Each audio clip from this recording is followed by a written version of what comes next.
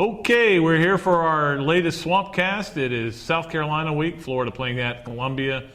Or I actually heard this today, a concern about the cold up there, Robbie. It's not going to be that cold. It's going to be like, it'll be like in 40s maybe, it's not that bad. You can wear gloves. Yeah, it's like Meyer after practice yesterday. Their writers acting like it's cold. He goes, if you think this is cold, you got a problem. Yeah. It's not cold, okay? It's going to be chilly. If you're a fan and you're going, dress warmly. But if you're a player playing in that, it's not getting your blood going is going to be. Yeah, you got pads and equipment on, you'll be fine. We'll be Catch the ball, they'll be okay. It's a closed press box. Right? Yeah, we'll be okay. Yeah, we'll be all right. That's all that really matters, as you know.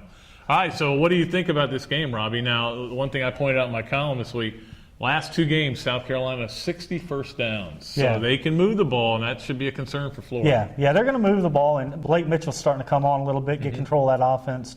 But I look back to the past two Florida games with South Carolina, and I see a game similar to that where Florida lost the first game, Spurrier controlled the tempo, kind of kept the ball. Last year he did the same thing, and they were in a position to win the game on the last play, and Jarvis Moss stepped up and won it for Florida. So I imagine it's going to be a game that Spurrier manages really well, and South Carolina's in it to the end, and another fourth quarter game, I think. Well, the funny thing is, we talked about the biggest plays that got Florida to Glendale last year. The biggest play might have been that illegal procedure penalty on Well, yeah, because they would have been deep in Florida territory. Around the 5-yard line would have been a chip shot field goal, but it doesn't matter. Florida found a way to win that game, and it's kind of interesting, and I wrote about this week as well, Robbie. When Spurrier stood up there in Birmingham and said, look, we're ready to compete for the conference championship, and now everybody's saying, I guess you weren't ready. Well, they were ready to compete. They just haven't been able to pull out some of those games. Yeah, I mean, if you look, they were, number 6 in the BCS about 3 weeks ago until they lost to Vanderbilt at home. But they were in a position. They were competing for the title, and they were a factor. And they're going to be a factor because they play Florida, and Florida's a team still in contention. They can knock Florida out of it. And South Carolina not mathematically eliminated, although it would be a long shot certainly for them to win the East. But it'll be an interesting day Saturday. I know that Myers said he's not really worried about scoreboard watching, but the fans are going to be doing it. Yeah, and that's going to be the build-up to the game. People aren't going to be thinking about the Florida game. They're going to be watching the Tennessee game against Arkansas, the Georgia game against Auburn, and keeping their fingers crossed. And, if that works. But the thing is, I think a lot of people said if those two teams lose, then Florida will probably lose. Yeah. So, like 2 years ago, Florida lost, and then Georgia lost to Auburn. Yeah, it was a weird day because, and again, Robbie, the Spurrier shadow was there in 2004 because nobody knew if he was going to go to South Carolina or Florida. It was certainly there in 2005 when he was coaching his first game against Florida. Last year when he makes his return to the Swamp. Yeah, the stadium he named. To coach against Florida. This year, it's just another game. Yeah, it's kind of the Spurrier thing's kind of played itself out, I think, and it's time to it's Florida, South Carolina now, like Florida, Georgia, or anybody else. So I think Meyer said the Spurrier thing will kind of be there as long as Spurrier's there, but it's more about the two teams, the two schools now than the former head coach.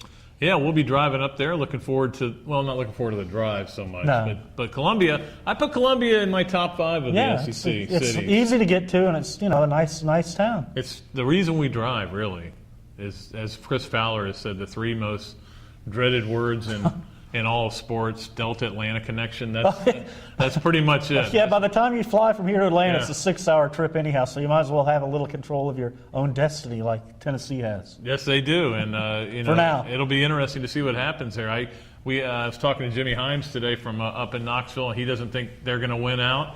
I think most people don't think they're going to win out. I mean, when you've lost 2 games by 63 points, it's hard to be optimistic. So it's there. I think it's there for Florida. The bottom line is they've got to concentrate on this game, winning this game, beating this team. It has nothing to do with Spurrier. Yeah. It has to do with executing, continuing to improve on defense, and getting that offense cranked up. Yeah, and I think Myers instilled the belief in his players that if they win this game, that they're going to be the team that goes to Atlanta, and I think that's the focus on the team right now. And you're right about the defense, Pat. After they beat Tennessee, the defense looked like it was ready to make this big quantum leap forward, and they fell apart. They're back in a position now to build on a great performance, and we'll see if they can do it this time. It's going to be a tough test.